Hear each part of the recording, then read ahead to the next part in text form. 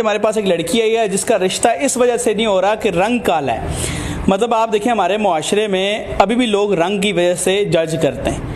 रंग काला होने से एक रिश्ते में कितनी बड़ी प्रॉब्लम्स आती हैं वो भी इनसे जानते हैं। अस्सलाम वालेकुम। वालेकुम सलाम। बेटा आपका रिश्ता क्यों नहीं हो रहा? मेरा रंग काला है, इस वजह से रिश्ता नहीं हो रहा। जी। एज क्या आपकी?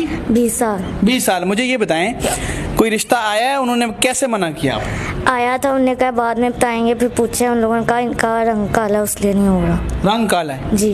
तो ये आपको लगता नहीं है मुआशरे की एक बुराई है? जी जी लगता है। ये माशरे की एक ऐसी बुराई है कि जब आप किसी को कलर की वजह से जज करते हैं या हाइट की वजह से या किसी भी ऐसी चीज़ की वजह से, क्योंकि हमारे दीन में देखें हज़रत बिलाल हबशा जो हैं उनके रंग तो उनका ब्लैक था, लेकिन उनका आखिरत में क्या दर्जा है ये सब जानते हैं। तो आप में से बहुत से लोग होंगे जिनको रंग का कोई फ़र्क नहीं पड़ता, वो एक इंसानियत के नाते निकाह करते हैं। आपने निकाह पर ID बनाई है? जी बनाई है।